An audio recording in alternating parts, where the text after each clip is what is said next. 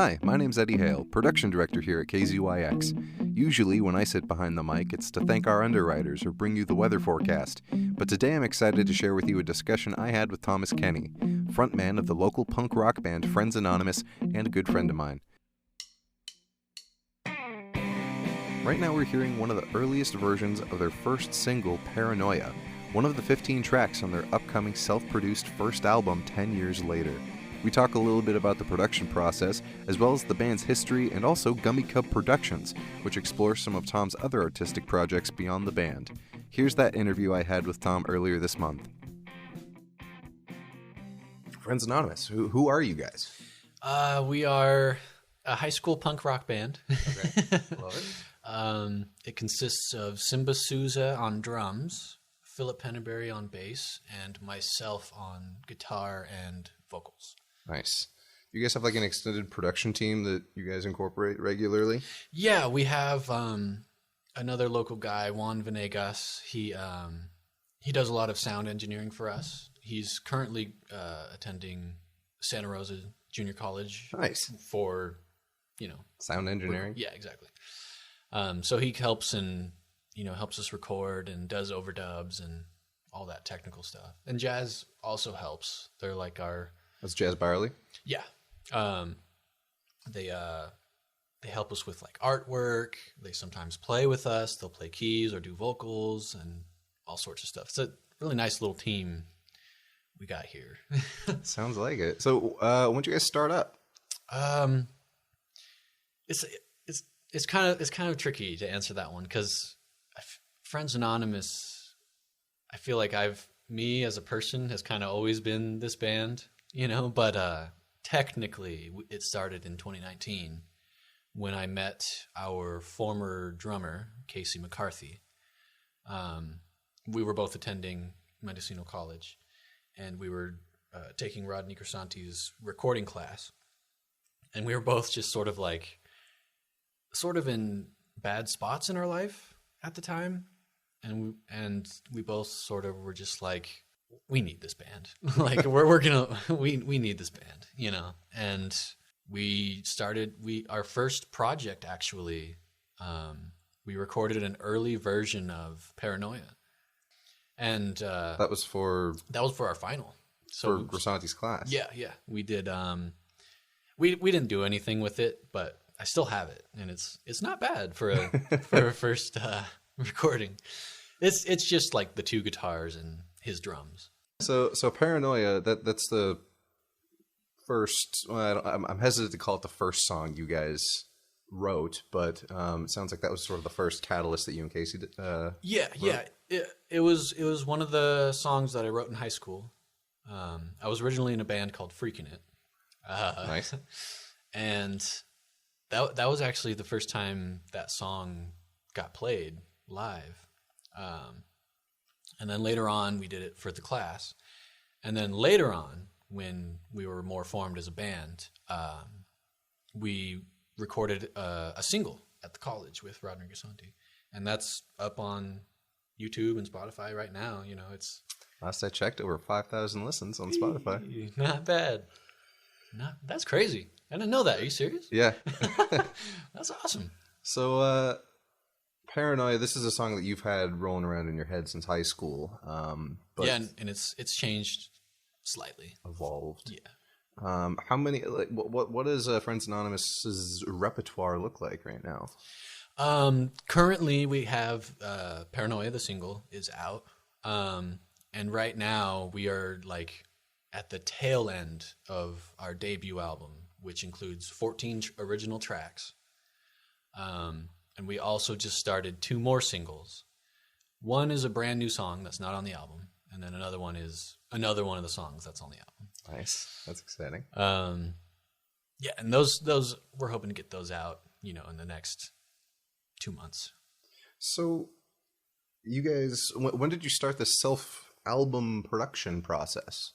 That's a big step for a band to do. Like first album, and you guys are doing it on your own. Yeah, I think that just stems from I feel like growing up and going to school, I kind of just got tired of like sitting in a classroom and talking about the things that I wanted to do. I was like, I'm just going to go do it. I'm just going to invest my money. I'm going to buy studio equipment. I'm going to, touch up my guitars.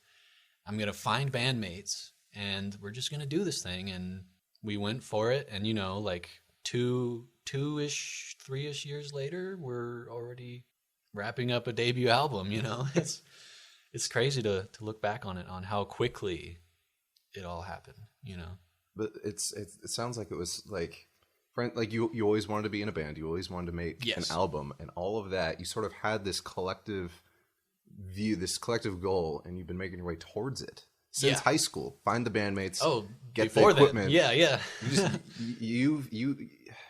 You more than anyone else I know that we went to school with has like had a singular goal in, like, you see it and you've pursued it, and now you're almost there. It's just really cool. I am there.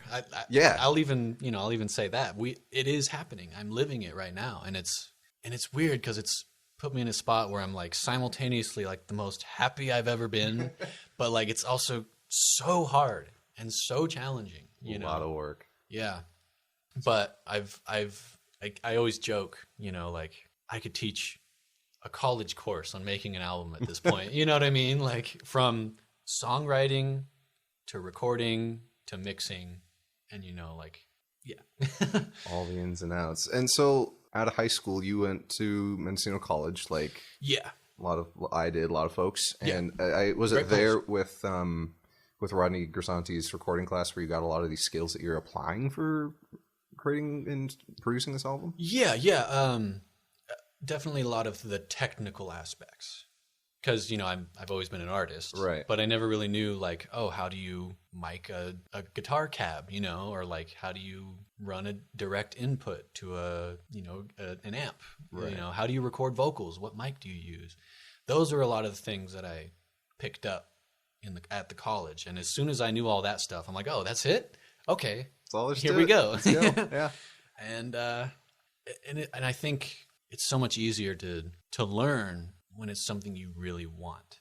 Right. Learning it's not even an obstacle, because you just want it so much. How are you going to distribute this album? How can I hear this album? I'm super hyped for it. Yeah, we're gonna be hyping it up the closer it gets. We're gonna start with CDs. We're gonna print CDs, and we're hoping to have those released. We really are aiming to have those released in April, but I'm not going to make any promises. And then later on, we're going to put them on Spotify and our YouTube channel and, online stores and stuff like that. Nice. And we'll announce all those days. Cool. Stuff like that. So I've seen Gummy Cub Productions also associated with you, another project. How's that tied into Friends Anonymous and what you're doing here? Gummy Cub Productions is my it's because I'm not just a musician. I don't just front a band. I want to eventually make films, and I've already done in the past. We've done short stories where we do Foley, and we have voice actors come in. You actually were in one of those. I helped in a couple of those. Yeah. And so Gummy Cub Productions is sort of more of an all-encompassing artistic production company. I don't really. We call it Gummy Cub Productions. That's the official title. I don't really know how that technically translates. But yeah, that's for dance, theater, film, music. It's more the technical side of the art, and it's sort of the behind the scenes and how we recorded it, and advertising artists who otherwise wouldn't, have their stuff out there. And that's another goal with Gummy Cub Productions, is I want to help lift up local artists who otherwise, who were like me a few years back. No one would ever have known what I was up to, without my production studio. So it's a little bit of help getting the word out. Yeah, for sure. And we've done a few singles. We even did an EP for a band called Losers. So we're recording this right now in the Loft Studios. Yeah, we are in the demo / rehearsal studio at the Loft 2.0. And quite the cool setup you guys got here. Yeah, very grateful. So this is where you're producing the album and helping with these other Gummy Cub production collaborations and stuff. Well, I used to live at Oak Park in Redwood Valley. It's a trailer park just like 15 minutes away, and the whole album basically was recorded there. So the only thing that wasn't recorded there was the lead vocals. That we did that at the college because I wanted to make sure those, sound controlled rooms. Yeah, exactly.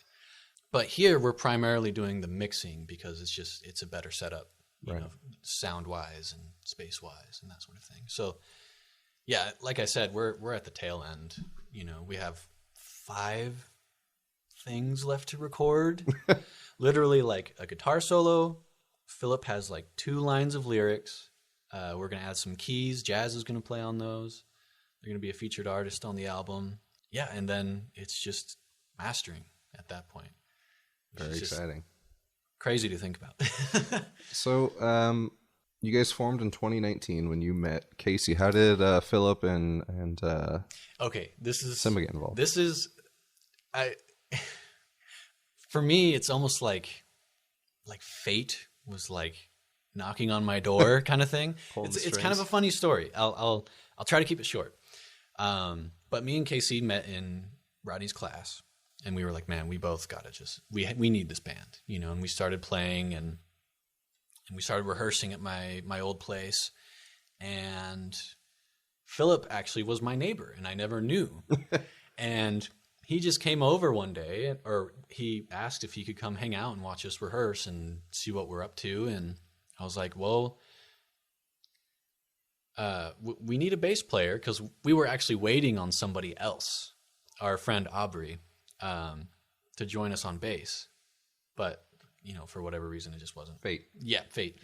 So Philip was like, oh, I can just pluck some chords on the bass. And he was learning. But he was determined and motivated, and he got really good really quickly. And so it was just us 3 for a minute, and we played some like backyard shows and stuff. And then Alex Montez came along, and he was added as our lead guitarist. And then he kind of disappeared for a little bit, and then he came back. And then our Casey, he moved away, so we needed a new drummer. And this is where it gets kind of funny. Years ago, I think I was doing like a college assignment with my friend Ricky at her house, and her cousin was there, and he was showing me a video of this girl who was like a punk drummer. Huh. And I didn't really think much of it. I was like, oh, that's sick. Like a girl who plays punk drums. That's awesome. Yeah. And I moved on. And then years later, I thought of her, and I'm like, oh man, like how do I get a hold of her? And I literally went online and I typed Willits girl drummer or something like that. Like no joke. And then there was an article, a newspaper article of like she was in like a girl drum competition or something. Wow. And I was like, oh, and it said Simba Souza, and I was like, oh, okay, so I have a name.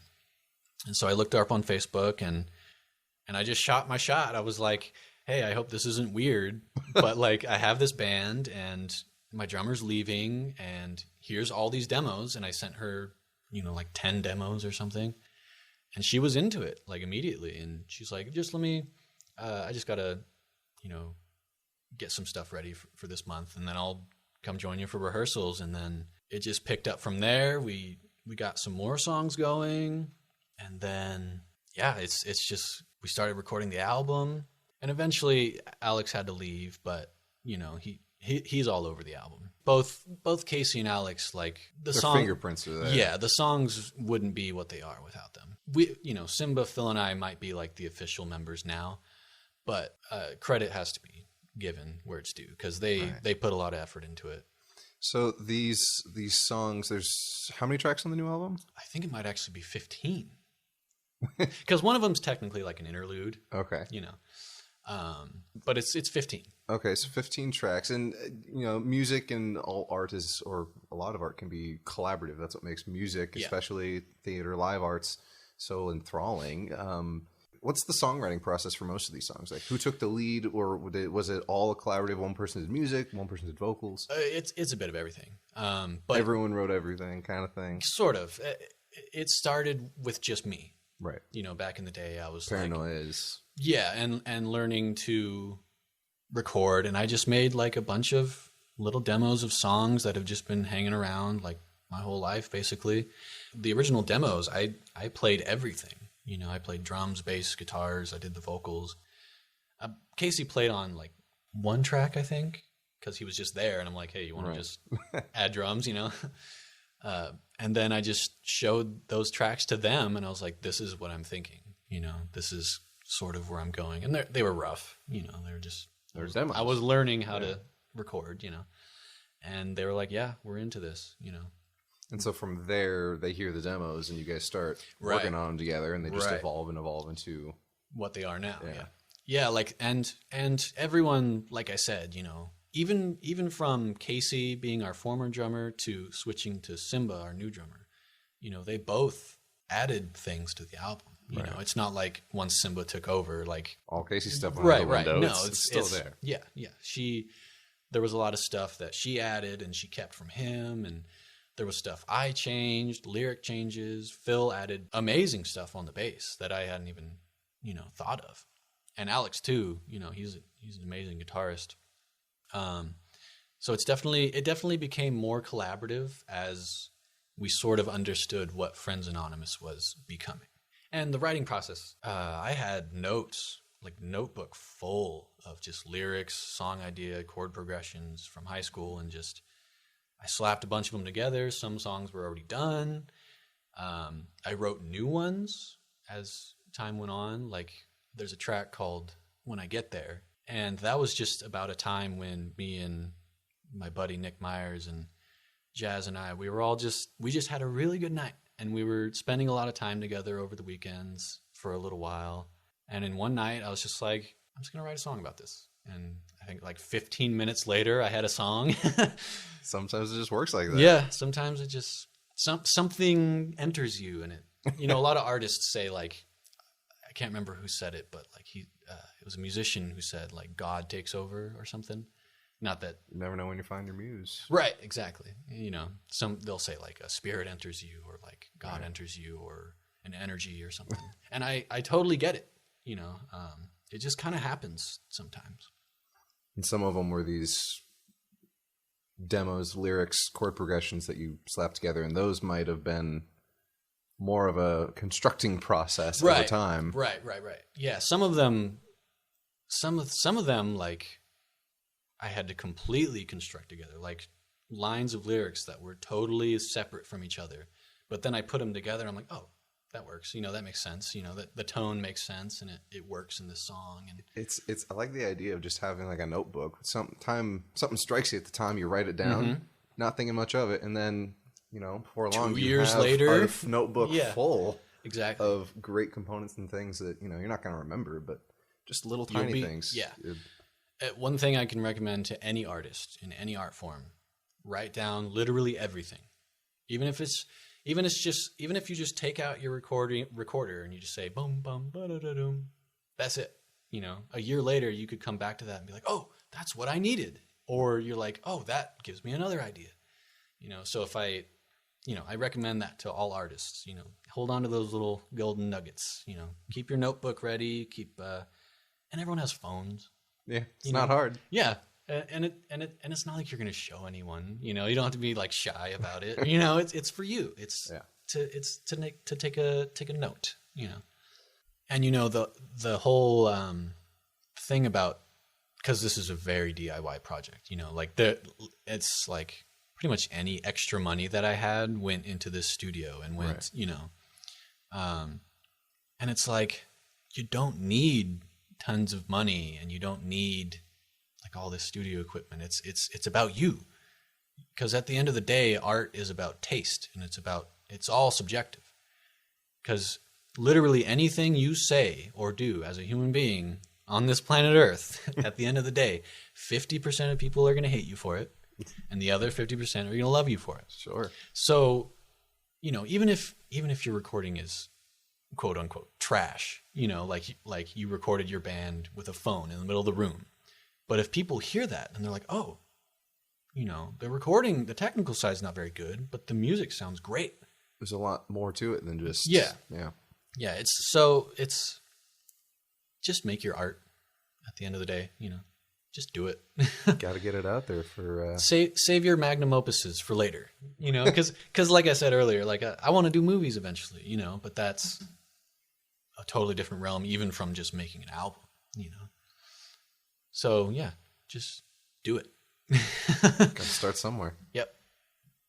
Friends Anonymous has their first album coming out April, rather. If not April, this year. Very exciting. For sure. So if folks wanted to follow you guys doing that, how can they get in touch? How can they keep track of what you're doing? We currently have social media on Facebook and Instagram, and it's just the name, Friends Anonymous. And you can look for our little profile picture is it's like a little rocket with our name encircling it. So we're on Facebook and Instagram on there, and also Gummy Cub Productions. And that's just Gummy Cub Productions, you know, Instagram, Facebook. And we put pretty much everything there. We put like behind the scenes stuff. We put like goofy videos, you know, we show pictures of our pets, that sort of thing, you know. Yeah, it's a good time. And we make like all our announcements on there as well. And we also have our YouTube channels, Gummy Cub Productions and Friends Anonymous. And they're all linked together, you know. They all have links that you can, you know, go find everything else. Folks can head over to YouTube and hear some of the great stuff you're doing right now if they wanted. Yeah, we have a lot of live stuff up there, you know. It's fun to look back on some of that stuff because it's like, you know, it's kind of early on and we weren't that good. but looking back on it, it's like it's almost like, man, how did we do that? You know, and I feel like when this album drops, you know, a year or two later, we're going to look back on it and be like, it's got to be a trip. How, you know, like, especially given the circumstances, there was a lot of dark stuff going on, you know, with Casey, with me, with Phil, Alex, you know, not to mention a global pandemic happening. A global pandemic. And I should say, the title of the album is 10 Years Later. So yeah, 10 years later. Great. Well, folks can check you out on Facebook and Instagram. Yep. And YouTube as well. YouTube. And very, very DIY over here. Everything's very DIY. Very much looking forward to hearing this album when it hopefully comes out next month. Yeah, me too. Thanks for talking, Tom. Yeah, it's been great seeing you. It's been way too long. Far too long. Really appreciate it.